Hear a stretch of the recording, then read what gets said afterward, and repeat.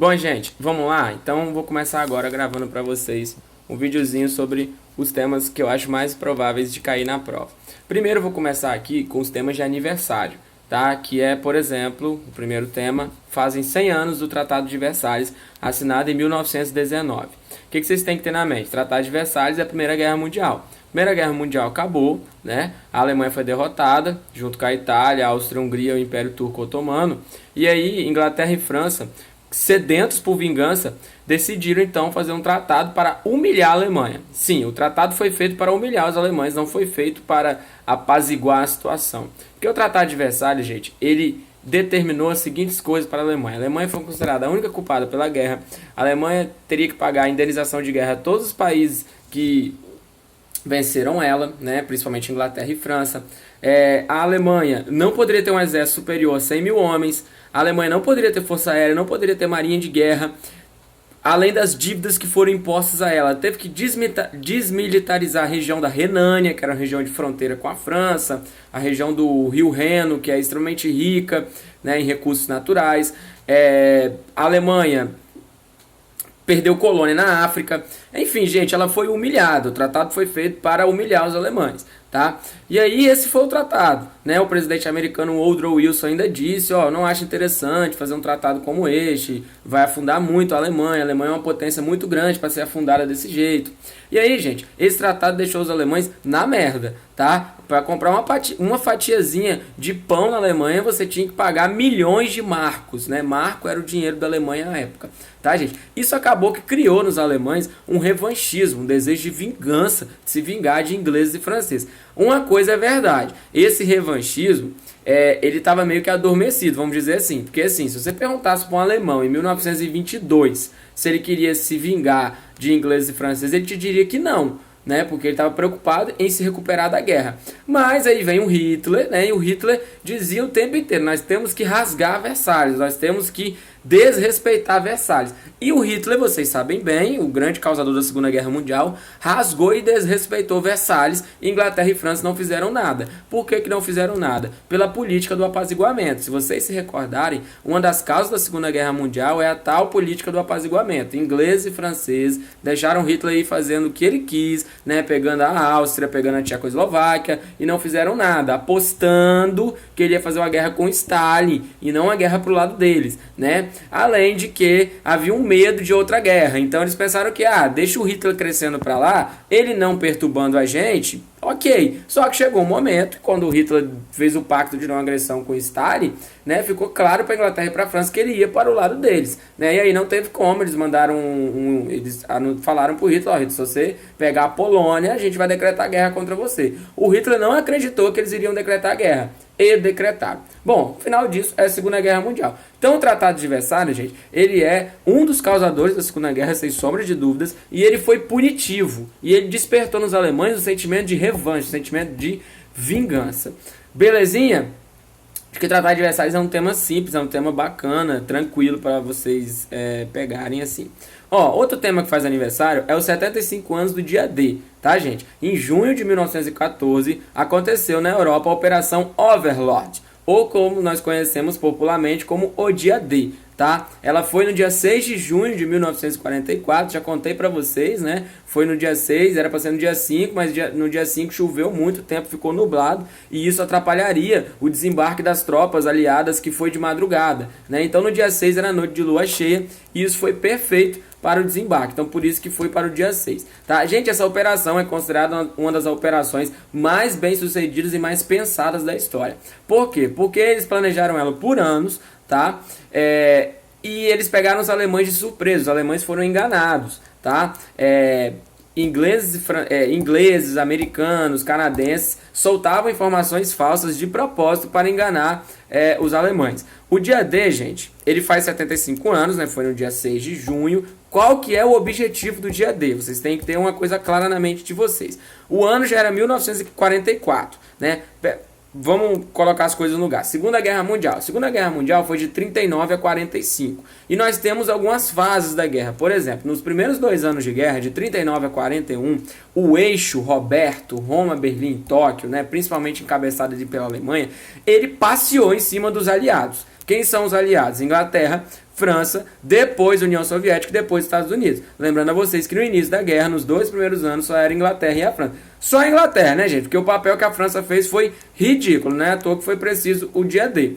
A França foi dominada em 1940, ela foi entregue, Paris foi entregue na mão de Hitler, tá? E aí só sobrou a Inglaterra. A Inglaterra resistiu bravamente, né? Me lembro como se fosse hoje das bravas palavras de Winston Churchill. Não vos prometo nada, a não ser suor, lágrimas e sangue. Tá? A Inglaterra resistiu bravamente na famosa Batalha Aérea da Inglaterra no ano de 1940. E a Inglaterra não foi conquistada, mas ficou só ela. Aí beleza. De 41 para frente, gente, na metade do ano de 41, o Hitler comete a burrada de invadir a União Soviética, né? Invadir a União Soviética desde Napoleão já é uma lição que não é uma coisa interessante a se fazer, né? Lá faz muito frio, é muito grande, né? Na época de Napoleão nem era a União Soviética, era a Rússia, né? Mas invadir a Rússia no inverno não é uma atitude inteligente de nenhum líder estrategista, né? Não sei porque que o Hitler achou que ele ia conseguir fazer isso. Tudo bem que quando ele invadiu não era inverno, mas o inverno chegaria logo. Em 1941, em junho de 41, Hitler decretou a Operação Barbarossa, tá? Que era a operação para invadir a União Soviética, tá? E aí foi um grande erro, né, gente? Por quê? De início ele achou que ele estava indo bem, ele conquistou Kiev, mas quando ele tentou ir para Moscou foi um fracasso, né? E quando ele desceu para Stalingrado foi um fracasso maior ainda, tá? Então o Hitler de 42, né? Porque 41 foi a invasão, e aí ele é derrotado em Stalingrado, né? Na verdade em 43 que ele é derrotado, mas desde 42 que a Alemanha começa a sofrer algumas baixas, tá? Então o ano de 41 é um ano da virada, né? Um ano muito crítico, é um ano em que, por exemplo, o Japão faz os Estados Unidos entrar na guerra, né? Então assim, vocês têm que ter a visão que os 2 primeiros anos da guerra, a Alemanha deitou em cima dos seus adversários. Depois de 2 anos, a coisa começou a ficar mais equilibrada, tá?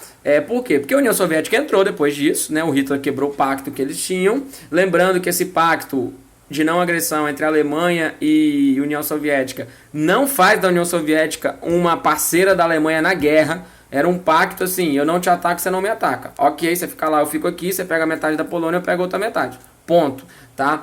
E aí a União Soviética entra na guerra e em dezembro de 41 entra o Japão, né? Então o ano de 41 para 42 é um ano da virada, é um ano que a guerra começa a se equilibrar e começa a pesar para o lado da Alemanha.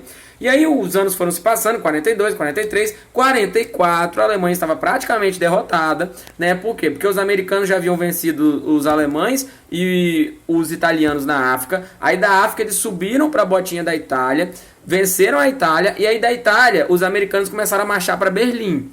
E os russos estão marchando de Stalingrado desde 43. Tá? Então nós temos 2 frentes de guerra contra a Alemanha. Era preciso libertar quem, gente, para a guerra ficar mais aberta? A França, tá? Então por isso que foi pensado esse dia dele, foi pensado por anos, né? O Stalin até dizia que estava demorando demais, tal, mas finalmente no dia 6 de junho de 44 o dia D aconteceu. E aí os grandes objetivos do dia D: primeiro, libertar a França do domínio nazista; segundo, abrir a terceira frente de guerra, gente. Nós acabei de falar, tem uma frente vindo da Itália pelos americanos, uma frente vindo da Rússia pelos soviéticos.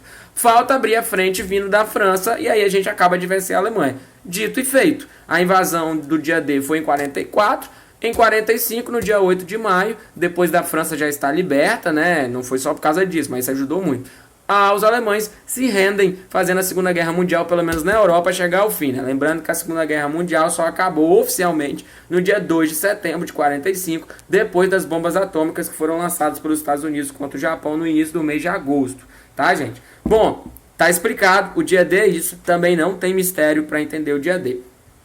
Saindo de história geral, a gente tem alguns aniversários no Brasil. Fazem 30 anos das eleições diretas de 1989, gente. Qual que é a importância disso? Total. Porque a população brasileira na época não sabia o que era escolher um presidente desde 1960, quando escolheram o Jânio Quadros, tá? Então aí depois do Jânio Quadros, que ele entregou o poder, veio João Goulart, né? João Goulart sofreu o golpe e foi 21 anos de ditadura.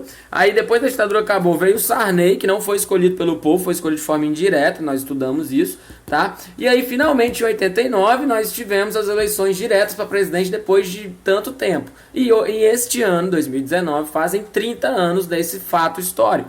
E aí a eleição foi entre Collor e entre Lula, tá, gente? O Collor venceu, no entanto, vocês sabem, né, tudo que aconteceu. O Collor decepcionou, foi impeachmentado, né?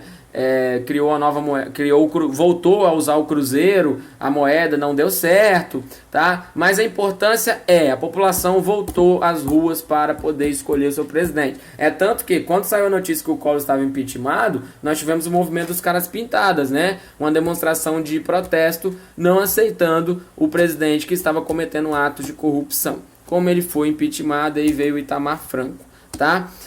Fazem 25 anos também do Plano Real, gente, feito em 1994 pelo Fernando Henrique Cardoso. Muito cuidado, Fernando Henrique Cardoso, Gustavo Franco e outras pessoas fizeram o Plano Real no governo do Itamar. Muita gente acha, foi o Fernando Henrique que fez o Plano Real, ele fez no governo dele. Não foi. O Plano Real foi feito pelo Fernando e outras pessoas, mas quando ele era ministro, ele não era presidente ainda. O Plano Real é de 94. Tá? E aí, gente, pela primeira vez em tanto tempo, a nossa economia começava a se estabilizar, começava a se acertar. Essa é a importância gigante do Plano Real, tá? É claro que quem fez o seu nome para ser presidente pouco tempo depois? Fernando Henrique Cardoso, né? Fernando Henrique levou a grande fama do Plano Real e isso ajudou muito quando ele se candidatou para presidente no final de 94 para 95 e venceu Lula. Tá? Lula derrotado então pela segunda vez. Perdeu o Collor, perdeu o Fernando Henrique, perde o Fernando Henrique de novo depois. Tá? Bom, saindo agora dos aniversários, vamos falar um pouquinho sobre temas que caem de qualquer forma, independente se é aniversário ou não. É claro que esse ano pode não cair, mas a chance de cair é muito grande. A Era Vargas. Gente, a Era Vargas compreende de 30 a 1945. Tá? Só recordando com vocês, Getúlio Vargas chegou ao poder na chamada Revolução de 30, há quem chame isso de golpe, tá? Mas é conhecido mais como Revolução, que foi um movimento que o Vargas fez junto com tenentes, em que ele tirou aquela República Velha, como ele chamava, e ele vai chegar ao poder. E aí esse governo do Vargas, que é 15 anos direto, tem 3 momentos. Provisório, que é de 30 a 34, constitucional, que é de 34 a 37, e Estado Novo, que é de 37 a 45. No governo provisório, gente, o nome já diz tudo, né? Ele ficou muito mais tempo que devia, né? Quem fica provisoriamente 4 anos, né? Foi o caso do Vargas. Mas o Vargas chega ao poder e aí começa a fazer toda uma mudança na política brasileira. O Vargas é o cara da indústria, eu canso de falar isso nas minhas aulas. Vargas é o cara, pela primeira vez na história nós tínhamos um presidente que falou, agora nós iremos ter indústria. O Brasil tinha indústria antes dele, no entanto, não era um país industrializado. Com o Vargas a gente começa a dar esse passo para se tornar um país industrializado, tá, gente? E aí, gente, o Vargas é o cara da carteira de trabalho, do salário mínimo, da justiça do trabalho, do 13º. Então vocês têm que ter a noção da importância desse presidente para o nosso país, né? Depois de 2 anos de governo provisório, em 32, ele enfrentou a Revolução Constitucionalista de São Paulo, né? O nome já diz tudo, eles queriam que Vargas fizesse uma Constituição. Vargas vence a Revolução Constitucionalista contra os paulistas no metade do ano de 32, mas os paulistas conseguiram pressionar ele para que a Constituição começasse a ser elaborada. O que é importante é que ainda em 32 foi feito o Código Eleitoral Brasileiro, em que por ele determinou-se que as próximas eleições legislativas e eleições presidenciais, enfim, as mulheres poderiam se candidatar e poderiam votar também, além do voto se tornar secreto para todas as pessoas, né? O que é aí uma grande conquista na nossa história, o voto feminino, né? Depois de muita luta das mulheres, tá? E o voto secreto, lembrando a vocês que antes disso o voto era aberto, tá, gente? E aí o governo constitucional do Vargas é marcado pelo aquele enfrentamento, lembra, gente? O governo constitucional dele é de 34, quando a Constituição fica pronta, em que, inclusive, esse voto feminino é colocado dentro da Constituição, não se confundam, tá? O voto feminino é desde 32, mas ele entra na Constituição em 34, tá? Por essa Constituição, além dessas cláusulas aí, além do voto ser secreto e as mulheres poderem votar, determinou que o Brasil continuava sendo uma república presidencialista, o mandato do presidente seria de 4 anos, sem poder se reeleger. Na Constituição está abordado a grande nacionalização do Vargas, ele nacionalizou o nosso solo, e as eleições, tirando a do presidente, né, lá na Constituição dizia, as eleições para presidente são diretas, exceto o primeiro, Getúlio, né, o primeiro desta Constituição, não o primeiro presidente do Brasil, né? E as outras coisas tiveram eleições normais, mas para presidente ele não foi escolhido pelas pessoas, foi escolhido pelos deputados, tá? E aí esse governo constitucional, gente, é um governo marcado pelo enfrentamento de Vargas, pela polarização que estava no Brasil. De um lado você tinha a ANL, a Aliança Nacional Libertadora, do outro lado você tinha a AIB, a Ação Integralista Brasileira. A e B de extrema direita, a ANL de extrema esquerda. O Vargas enfrentou os dois, com destaque para a intentona comunista que ele venceu, com o Luiz Carlos Prestes sendo o responsável pela mesma. Tá? Em 37, a intentona comunista foi em 35, em 37 Getúlio Vargas deu o plano Cohen. Lembra, né, que ele decretou lá que tinha um plano comunista para tomar o poder no Brasil, se aproveitou do medo da população e vai ficar no poder mais 8 anos. Os últimos 8 anos do governo dele é chamado de Estado Novo, tá? Que é uma ditadura, tá? No Estado Novo, Getúlio Vargas censurou, Getúlio Vargas perseguiu, Getúlio Vargas tinha uma polícia só para perseguir, tinha o DIP, Departamento de Imprensa e Propaganda, foi criada a Hora do Brasil, que hoje você conhece como a Voz do Brasil, tá? Getúlio Vargas era um governo muito forte, gente, muito centralizado. No entanto, todavia, Getúlio Vargas não é bobo, em 1943 ficou pronta a CLT brasileira, com a consolidação das leis trabalhistas. O Getúlio Vargas criou lei para o trabalhador desde que ele colocou o pé no governo, lá em 30. Só que ele só colocou tudo isso dentro da lei, dentro de uma carta, em 43. Por que, professor, Getúlio Vargas está fazendo uma coisa boa quando ele é um ditador? Porque vocês têm que entender, eu canso de falar isso, tá? Que nenhum ditador fica no poder só matando gente. Você tem que agradar. Getúlio Vargas tem que ter do lado dele o povo, tá, gente? Esse governo dele também é marcado por uma nova Constituição, a Constituição de 37, em que fechou os partidos, fechou o Congresso, tá? Ou seja, é uma Constituição de ditadura, tá, gente? Bom, o Brasil, nesse momento, também entra na Segunda Guerra Mundial, e a Segunda Guerra Mundial gera para o Getúlio Vargas o que a gente chama de contradição insustentável. Como assim? Ora, o exército pensou, como que eu luto contra nós lutamos na Segunda Guerra do lado dos Estados Unidos, da Inglaterra e da França. Como é que a gente luta contra Hitler e Mussolini e nós vivemos uma ditadura? Veja só, Vargas não é fascista, só estou comparando que Hitler e Mussolini são ditadores, Vargas também era nessa época, tá? E aí fica essa coisa, o exército fica, vamos dizer, bugado. Como que eu enfrento uma ditadura e vivo uma, né? E aí o Vargas começa a sofrer uma pressão enorme e ele vai renunciar à presidência do Brasil no final do ano de 45. José Linhares fica de forma no lugar dele, né, já que ele era o vice, até que as eleições aconteçam e aí nós temos a eleição de Eurico Gaspar Dutra, tá? Bom, gente, essa foi a era Vargas, tá? Geralmente quando cai Vargas é alguma coisa sobre as leis que ele criou, então é isso, carteira, Ministério do Trabalho, salário mínimo, todas essas leis foram criadas pelo nosso presidente Getúlio Vargas, tá? Um outro tema, que é até antes de Getúlio Vargas, é a República Velha, tá, gente? A República Velha foi de 1894 a 1930, é o governo que veio antes do Vargas, na verdade é uma série de governos, né? Pensou em República Velha, você pensa na República do Café com Leite, ou República Oligárquica, tá? O poder na mão de poucos, tá, gente? Bom, lembra que nessa República do Café com Leite, desde que foi Rodrigues Alves, se não me falha a memória, foi Rodrigues Alves ou Campos Salles, mas eu tenho quase certeza que foi Rodrigues Alves, que criou a política dos governadores, né, em que era aquela troca de favor entre São Paulo e Minas, entre os coronéis, para manter no poder as grandes oligarquias, tá? Essa República Velha, gente, ela é assim chamada, foi o Vargas que chamou ela assim de República Velha, porque segundo o Vargas ela tinha várias práticas que eram consideradas velhas e ultrapassadas, né?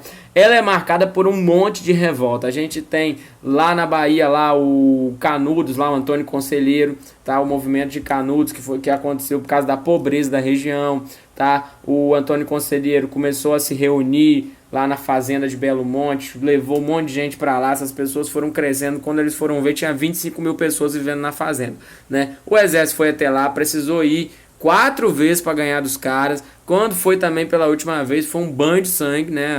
A última expedição do exército foi em 1897. Tá? Isso foi a revolta de Canudos. Além de Canudos, nós temos Contestado, lembra do Contestado? 1912 e 1916, região contestada entre Paraná e Santa Catarina, em que um cara chamado José Maria reuniu pessoas também que viviam em situação de escravidão, assim como era o pessoal de Canudos, tá? Mas aí tem uma problemática, que era a construção de uma estrada de ferro que o governo queria fazer para ligar o sul do Brasil até São Paulo, e a estrada de ferro passaria aonde essas pessoas moravam. Isso gerou uma guerra, o exército brasileiro venceu e exterminou as pessoas que estavam ali. Nós temos também o movimento do cangaço, tá, gente? Os cangaceiros, Lampião e Maria Bonita, né? Que talvez de todos esses foi o maior, né? Porque ele pegou época, o Lampião, o Virgulino Ferreira e a Maria Bonita só foram mortos no governo do Vargas, tá, gente? Mas o que esses cangaceiros queriam? Muita gente chama eles de bandidos sociais, tá? Porque tem pessoas que veem esses cangaceiros como... Porque tem gente que vê eles como heróis, tem gente que vê eles como assim, pra mim não passa de bandido, né? Tem gente que pensa assim. Mas os cangaceiros diziam, a gente toma porque nós não temos, né? Então tem gente que fala, os caras eram uma espécie de Robin Hood, mas não era bem isso, né? Esses cangaceiros invadiam fazendas de coronéis, tomavam as coisas que eles tinham. No entanto, às vezes esses cangaceiros também se vendiam para esses coronéis para fazer certos serviços. Tá? Mas aí fica essa imagem a respeito deles. Isso foram as revoltas do campo da República Velha. As revoltas da cidade são mais famosas. É a revolta da vacina no Rio de Janeiro, em 1904, em que a população se revoltou contra a vacinação obrigatória, contra a violência que era para aplicar essa vacina, além de que também essa revolta da vacina não é só porque a vacina era obrigatória, gente, era porque o Rio de Janeiro era um descaso, as pessoas foram tiradas das suas casas porque o prefeito Pereira Passos queria reformar a cidade, queria fazer no Rio de Janeiro uma nova Paris, e aí nós sabemos que hoje em dia é a mesma coisa, muito próximo, né? Não deu certo o que ele tentou, assim, em partes, né? Porque a reforma sanitária que o médico Oswaldo Cruz fez, fazendo a vacinação obrigatória, no final das contas o efeito foi positivo, né? Porque mesmo que teve revolta, a população desceu, virou bonde, eles tiveram que tirar a vacinação obrigatória, mas depois foi feita uma campanha, a população se vacinou e foi um sucesso. Tá? Mas por que não fez a campanha antes? Né? Seria bem mais fácil do que ter deixado vacinar todo mundo de forma obrigatória, ninguém entender nada, né? Imagina, em 1904 alguém vai enfiar uma agulha em você com o vírus da doença. Você fala, o cara quer me matar, né? Bom, mas no final de tudo a vacinação vai dar certo, que as pessoas vão começar a se vacinar por vontade própria. Além disso, nós temos a revolta da Chibata em 1910, João Cândido, almirante negro, uma revolta feita contra os castigos físicos que tinham na marinha, tá? Os marinheiros foram lá e demonstraram toda a sua insatisfação, apesar de que quem fez a revolta foi punido, mas o governo realmente voltou atrás e tirou os castigos físicos como algo que acontecia dentro da marinha brasileira. Tá? Além disso, nós temos também, gente, o movimento dos 18 do Forte de Copacabana, que foram 17 soldados e mais um civil se revoltando contra o governo do Arthur Bernardes, contra a eleição do Arthur Bernardes e de várias de atos de corrupção que acontecia nessa República Velha desses coronéis, né? Bom, morreu geral, só sobrou 3 pessoas. Né, o movimento não deu certo, mas o movimento ajuda a inspirar a Coluna Prestes, que nasceu em 1924 e vai até 27, tá? Liderada pelo Luiz Carlos Prestes. O objetivo da Coluna Prestes: rodar o Brasil inteiro para falar para as pessoas sobre o absurdo que era no Brasil, como que acontecia atos de corrupção, tá? Bom, 3 anos depois, em 1927, eles desfazem a Coluna Prestes porque eles ficaram desanimados, porque não deu certo, as pessoas não aceitaram as ideias deles, porque infelizmente os coronéis dominavam o nosso país. E aí, gente, isso já era o quê? 1927, no ano de 1929 a gente teve a crise de 29 que afetou o Brasil, né? A República Velha entra em crise, São Paulo e Minas Gerais brigam, Getúlio Vargas se aproveita disso, chega ao poder. Eu já falei de Vargas para vocês, já estão craques. Belezinha? Seguindo aqui, vamos falar um pouquinho sobre as constituições do Brasil, gente, que é um tema que sempre cai. Vamos lá, o Brasil tem 7 constituições. Eu vou procurar falar um pouquinho sobre cada uma delas. A primeira constituição da nossa história é de 1824, feito no governo de Dom Pedro I, uma constituição outorgada, tá? Dom Pedro fez a constituição, empurrou goela abaixo, aceite se quiser. Essa constituição é famosa pelo poder moderador, tá? Dom Pedro criou o 4º poder, que era um poder de uso dele pessoal, tá? Além de que, por essa constituição existiu o regime do padroado, tá? Em que, apesar do Brasil ser um regime católico, falando de religião, a última palavra não era do Papa no Brasil, era do imperador, no caso Dom Pedro I, depois Dom Pedro II, tá? Além disso, essa Constituição, ela diz que o Brasil é oficialmente católico, tá? E para votar